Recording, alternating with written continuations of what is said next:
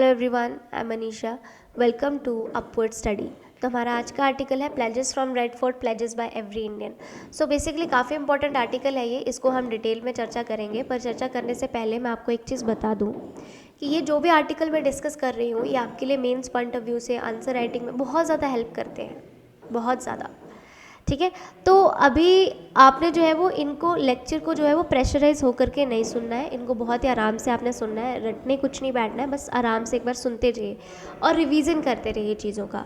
Plus क्योंकि ये एक एजुकेटिव चैनल है और जो आप जो है वो ये चीज़ें जो सीख रहे हैं इनको आप दूसरों तक भी पहुँचाइए, यानी चीज़ों को शेयर भी ज़रूर किया करें। ठीक है, अच्छा, तो यहाँ पर क्या बोल रहा है कि common man can help build an India for future despite the country functioning in a difficult environment. कि कैसे कॉमन मैन हेल्प कर सकता है भाई, इसको हम डिटेल में यहाँ पर देखेंगे। तो काफ़ी इंपॉर्टेंट और शानदार आर्टिकल है, देखते हैं इसमें क्या क्या चीज़ें दी हुई हैं। बेसिकली हमने जो 75th यानी कि यहाँ पर 75 साल पूरे हो गए आज़ादी को, तो हमने आज़ादी का अमृत महोत्सव जो है वो जो मनाया और यहाँ पर कंट्री ने जो है वो कई सारी चीज़ें फेस की। अभी तक जो है वो कई सारी रीसेंट डेवलपमेंट हमने की है, कई सारी चीज़ों में हम तरक्की कर चुके हैं और कई सारी चीज़ें ऐसी हैं जिनमें हमें तरक्की करना अभी बाकी है। तो यहाँ पर जो हमारे प्राइम मिनिस्टर मोदी जी हैं, इन्होंने 5 प्लेज की बात की। तो पूरी 5 प्लेज जो है वो हम यहाँ पर डिस्कस करने वाले हैं कि कौन कौन सी प्लेजेस इन्होंने ली। इन्होंने रेड फोर्ट में 5 प्लेजेस ली। इन्होंने बोला कि ये इंडिया को एक डेवलप्ड नेशन बना देंगे 2047 तक। ठीक है, और जो भी कॉलोनाइजेशन के ट्रेसेस इंडिया में बचे हुए हैं उनको ख़त्म कर देंगे, यानी ब्रिटिशर्स का जो हम पर प्रभाव है उसे ख़त्म कर दिया जाएगा। Pride in our roots and heritage, की अपने कल्चर के ऊपर फोकस करेंगे। ठीक है, यूनिटी एंड इंटीग्रिटी को बनाए रखने की कोशिश करेंगे। और यहाँ पर बोला sense of duty among citizen, ये सब चीज़ें लाएंगे। तो यहाँ पर ये जो 5 चीज़ें हैं, 5 वादे जो हैं वो इन्होंने किए। ठीक है, तो बेसिकली अभी यहाँ पर राइटर बोल रहे हैं कि किस तरह की का डेवलप नेशन हम चाहते हैं। क्या हम चाहते हैं ऐसा नेशन जहां हाई जीडीपी हो and few ultra rich like some western countries and high inequality हो, एक्सक्लूजन हो, पॉवर्टी हो, हंगर हो या इनजस्टिस हो, वायलेंस हो या अनरेस्ट हो? क्या हम ऐसी डेवलपमेंट चाहते हैं कि हाई जीडीपी तो है वेस्टर्न कंट्रीज़ की जगह तरह, पर वहाँ पर ये सब चीज़ें भी तो है, inequality, injustice, exclusion, poverty, hunger, यानी कुछ ही सेक्शन का डेवलपमेंट हो? हम क्या ये चाहते हैं? क्या हम ये चाहते हैं कि जो developed nation with distributed wealth, peace हो, प्रॉस्पेरिटी हो, इंक्लूजन, हैप्पीनेस, इक्वल अपॉर्चुनिटी सबके लिए, क्या हम ऐसा डेवलपमेंट चाहते हैं? तो हमारे पास 2 चॉइस है। ठीक है, तो बोल रहे हैं कि क्या हम ये चाहते हैं कि हमारा जो डेवलप्ड नेशन है फॉर अ सेलेक्ट फ्यू और फॉर ऑल, कि वो सेलेक्टेड फ्यू लोगों के लिए, कुछ आज लोगों के लिए ही है या सबके लिए है? तो बोला इसके लिए हमें कुछ एरियाज़ में फोकस करना होगा, जैसे constitution, democracy, diversity, freedom, equality, equity and justice, इन सब चीज़ों पर हमें फोकस करना होगा। ठीक है, अच्छा, इक्वालिटी तो ठीक है, पर इक्विटी क्या है? आप मुझे कमेंट बॉक्स में इसका एग्जाम्पल दे सकते हैं। अगर किसी को पता नहीं होगा तो मैं उसे डिटेल में यहाँ पर डिस्कस भी कर दूँगी। ठीक है, तो ये चीज़ होगी।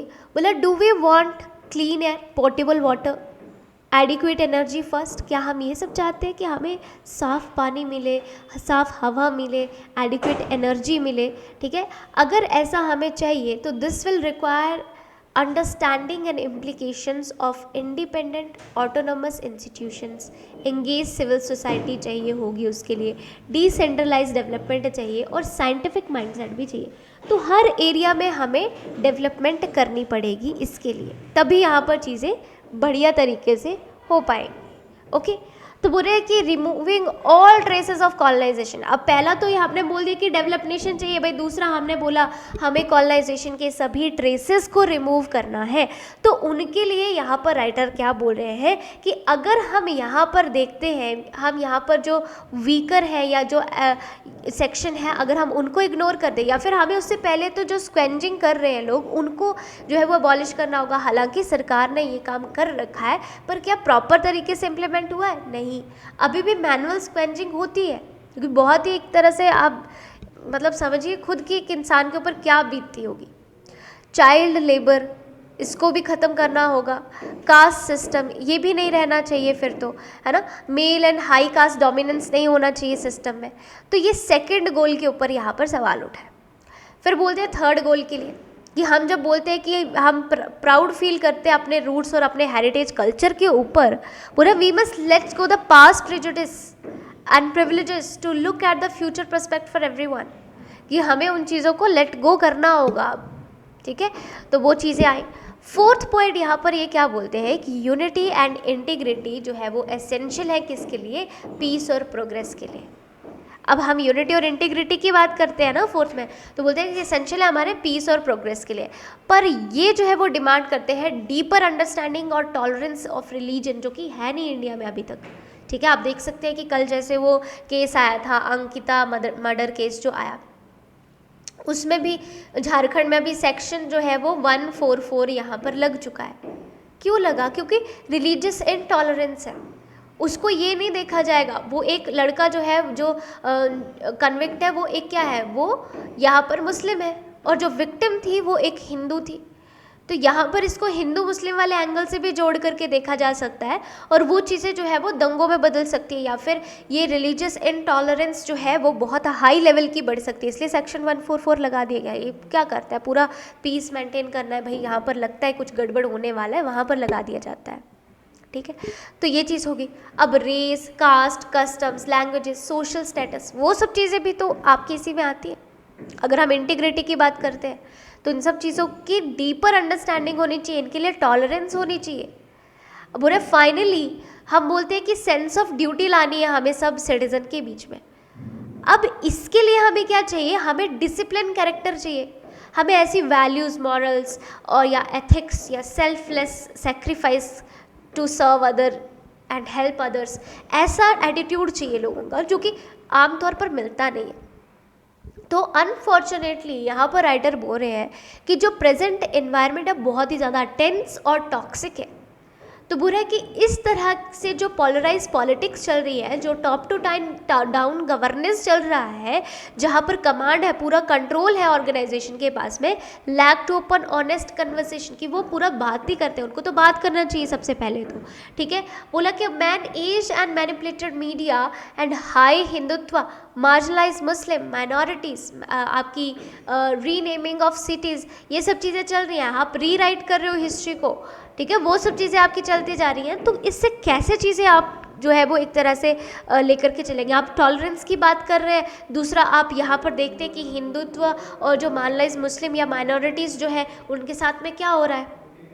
आप एक तरफ बोलते हैं कि हमने सब चीज़ों को हम रिलीजियस टॉलरेंस करेंगे, लेकर के चलेंगे, तो रीनेमिंग ऑफ सिटीज़ आप ये चीज़ क्यों कर रहे हो फिर, ठीक है। तो ये सब देखिए, ये कौन बोल रहा है, यहाँ पर राइटर बोल रहे हैं, ठीक है। अच्छा, उसके साथ में ये क्या बोलते हैं, in addition when the global trend is so predominantly value power the profit and it is hard to get leaders attention to real issues and people of the planet. अब यहाँ पर क्या बोल रहे हैं कि इसके अलावा जब हम ग्लोबल ट्रेंड की बात करते हैं तो जहाँ पर पावर का वैल्यू बहुत ज़्यादा है, प्रॉफिट का वैल्यू बहुत ज़्यादा है, तो लीडर्स का अटेंशन जो है वो उस चीज़ में रहता है कि पूरे प्लैनेट पर कौन यहाँ पर सबसे ज़्यादा पावरफुल है, ठीक है। आज की अगर हम बात करते हैं, what is good for the planet and the people is not the agenda of global leaders, कि उनका ये एजेंडा नहीं है, आजकल वो किसी और डायरेक्शन में जा रहे हैं। तो किस तरह की प्लेजेस यहाँ पर हमारे प्राइम मिनिस्टर ने ली है एनवायरनमेंट को प्रोटेक्ट करने की, वो बातें कर रहे हैं। अब देखिए, यहाँ पर बेसिकली राइटर ने ये बोला है कि यहाँ पर जो भी चीज़ें हैं कि लोगों को यहाँ पर खुद जो है वो इन्वॉल्व होना पड़ेगा, उनका इन्वॉल्वमेंट चाहिए। कैसा इन्वॉल्वमेंट भाई, लोगों का डायरेक्ट इन्वॉल्वमेंट चाहिए कि वो आकर के खुद यहाँ पर प्लेजेस ले, जो यहाँ पर पीएम मोदी ने रेड फोर्ट में प्लेजेस ली थी, वो सब सिटीज़न की तरफ से प्लेज है कि हम सब ये प्लेज करें कि हम जेंडर इक्वालिटी पे विश्वास करेंगे, हम यूनाइटेड नेशन के चार्टर को मानेंगे, ठीक है। हम क्या करेंगे, हम मैनुअल स्क्वेंजिंग जो है उसको अबॉलिश करने की कसम खाते हैं, चाइल्ड लेबर नहीं होगा, महिलाओं का सम्मान होगा, ठीक है। और मतलब हम इन सब चीज़ों के बारे में सोचें, हम खुद इंडिविजुअली अपनी ड्यूटी को समझें, हम इंडिविजुअली वो चीज़ अपने में बदलाव लाएं, तब यहाँ पर एक बिग चेंज आ सकता है, तब ये सारे गोल हम यहाँ पर अचीव कर सकते हैं, अदरवाइज़ नहीं। तो इसके बारे में बोल रहे हैं, ठीक है। तो ये था पूरा आर्टिकल। आई होप आपको समझ में आया होगा। कोई चीज़ आपको अगर रह गई हो तो मुझे कमेंट बॉक्स में बताना है आपने। I definitely clear your doubts. And plus अगर आपने चैनल को सब्सक्राइब नहीं किया है तो आप सब्सक्राइब कर लें, और साथ में ही लाइक, शेयर या फिर कमेंट करके अपनी जो है वो फीडबैक मुझे ज़रूर दें।